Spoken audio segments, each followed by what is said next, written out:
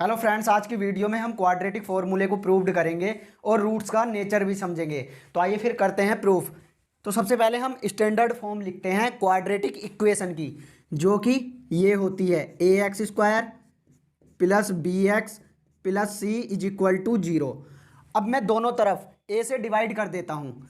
तो दोनों तरफ ए से डिवाइड करने पर हमें ये वाला स्टेप प्राप्त हो जाएगा।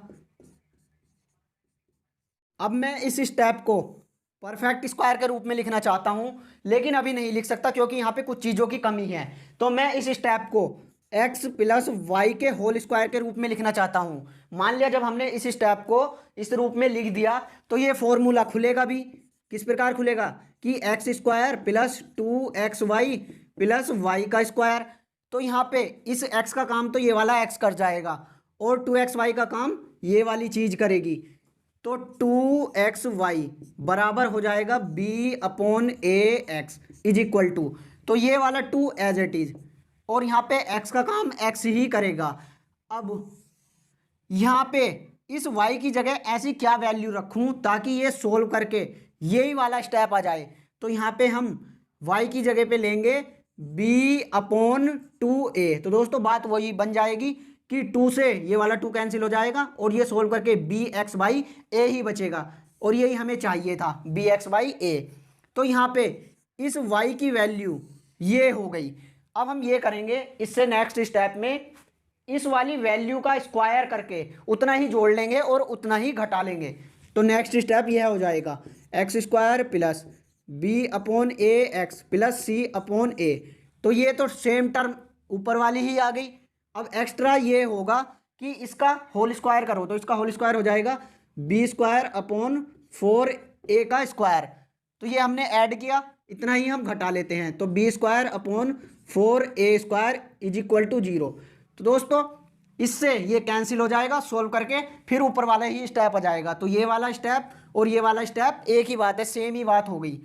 अब हम ये करते हैं कि एक्स स्क्वायर प्लस ये चीज लिखी हमने बी अपॉन ए एक्स। अब हम इन दोनों चीज के साथ में ये वाली वैल्यू लिख लेते हैं B square upon 4a square और जो बचा उसे हम उधर ले जाते हैं RHS में। तो ये चीज बची तो ये उधर जाके प्लस की हो जाएगी B square upon 4a square, और ये चीज बची अभी तो ये उधर जाके माइनस की हो जाएगी, तो माइनस सी बाई ए। अब दोस्तों ये वाला स्टेप किसी का परफेक्ट स्क्वायर है और किसका परफेक्ट स्क्वायर है, इस स्टेप को हम लिख सकते हैं x upon B upon 2a और इसका होल स्क्वायर।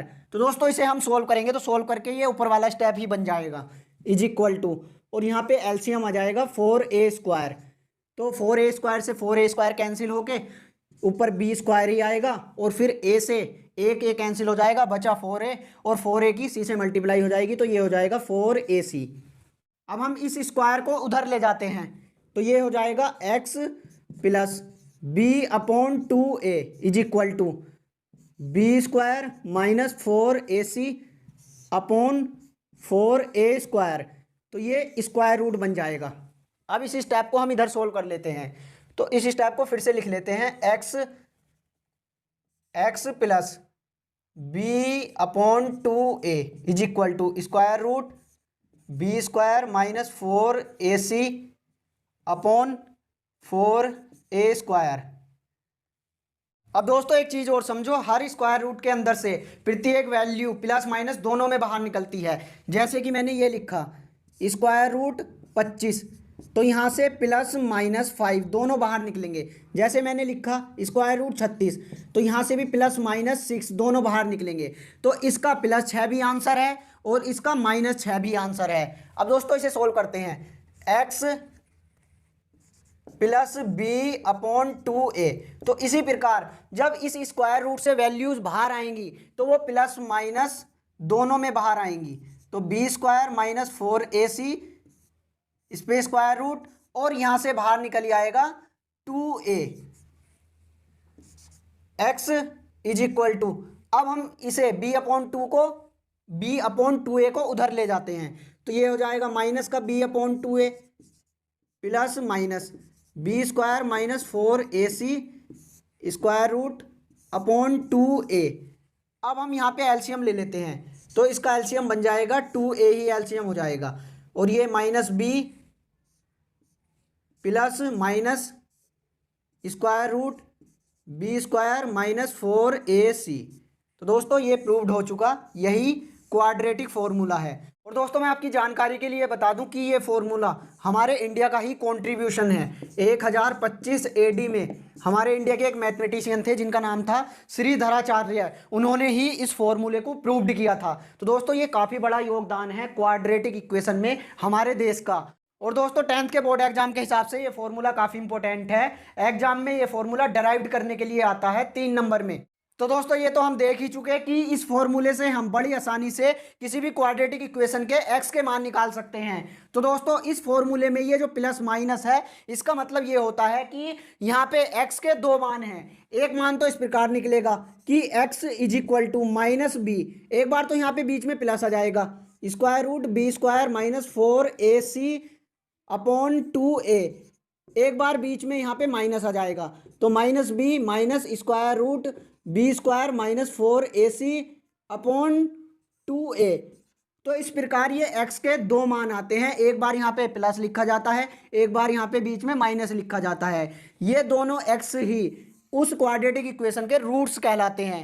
अब हम दोस्तों रूट्स का नेचर समझते हैं। तो नेचर समझने से पहले कुछ एक्स्ट्रा फैक्टर पे बात कर लेते हैं, जैसे कि यदि स्क्वायर रूट के अंदर पॉजिटिव वैल्यू बन जाती है तो यह रियल नंबर कहलाता है, और यदि स्क्वायर रूट के अंदर निगेटिव वैल्यू बन जाती है तो यह रियल नंबर नहीं होता है, यह इमेजिनरी नंबर हो जाता है। और दोस्तों इमेजिनरी नंबर का मतलब यही हुआ कि सिर्फ ऐसे नंबर की कल्पना कर ली गई है, रियल लाइफ में ऐसा नंबर एग्जिस्ट नहीं करता है। तो पहली कंडीशन है कि जब B square minus 4ac greater than 0 होगा तो क्या होगा, फॉर्मूले में पहुंचो।